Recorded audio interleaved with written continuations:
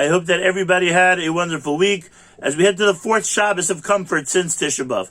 I heard an amazing story about a Rosh Yeshiva that went to get a sefer in a side room. There had been two young men learning in that side room because they wanted quiet, and the Rosh Yeshiva knocked on the door. They didn't really want to answer, but finally when the knocking persisted, they said, "Who is it?" He said, "The Rosh Yeshiva." The boy said, "Yeah, right, the Rosh Yeshiva. Why would the Rosh Yeshiva get his own sefer from the side room? He would send somebody to get it." So they started making fun of the person on the other side of the door. "Sure, Rosh Yeshiva. I'm sure it must have been very hard for you to climb the stairs. I'm sure it must be very difficult for you to knock on the door." But after a few seconds, long seconds, it finally dawned on them that the person behind the door sounded an awful lot like the Rosh Yeshiva. And when one of them peeked through the curtains, it turned out to be the Rosh Yeshiva. So they unlocked the door and kind of hid behind their hands. They were a little bit embarrassed, but they were stunned by what they saw. Because the Rosh Yeshiva walked in and his hands were over his eyes like this, so that he wouldn't see who the boys are. And when somebody asked him about this later, he said that obviously somebody that was making fun of the Rosh Yeshiva from the other side of the door would be mortified when they knew that the Rosh Yeshiva knew that it was them who was doing the poking the fun. So he didn't want to embarrass them. So he just went to get a sefer and he walked out. He didn't even know who the boys were. This story is relevant in thinking about what happens at the end of this week's Parsha. The Torah discusses people that go home from the gathering of those preparing for war. Somebody who just got married, or just got engaged, I should say, and hasn't yet gotten married should go home. Somebody who built a house but hasn't yet lived in it, they should go home. There's a list of a few people that don't actually go out to war.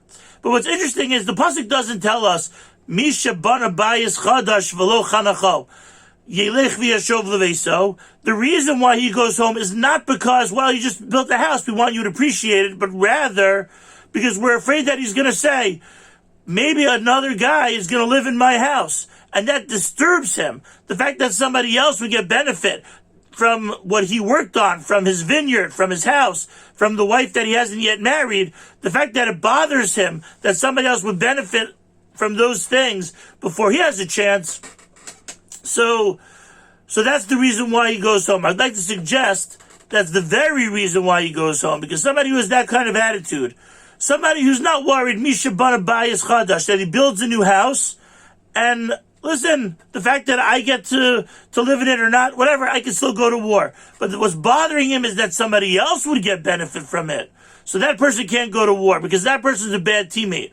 We can't have that person guarding somebody else's back when you're at war and fighting together for the same cause.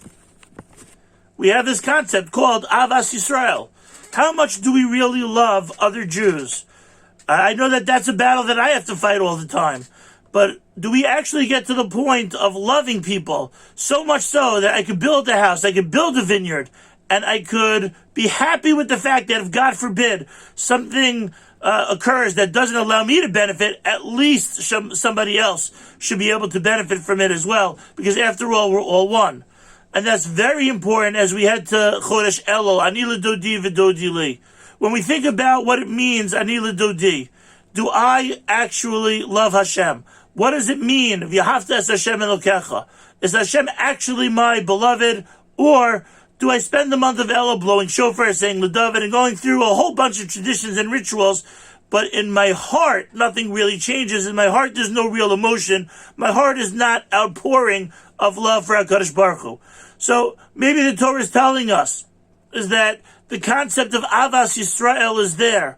Can I love another Jew? Because that would propel me, teach me, allow me to get to the point of loving HaKadosh Baruch Hu as well as we head towards Shoftim v'shotrim titein lecha, as we head towards the days of judgment. HaKadosh Baruch Hu should help us be able to look honestly at our hearts and our emotions that are in there, to be in touch with our true feelings so that we can figure out why is it essential to love other Jews. What are we doing in order to get to that point, to be an Ohev Yisrael, and through that we can also love HaKadosh Baruch Hu. Have a good Shabbos.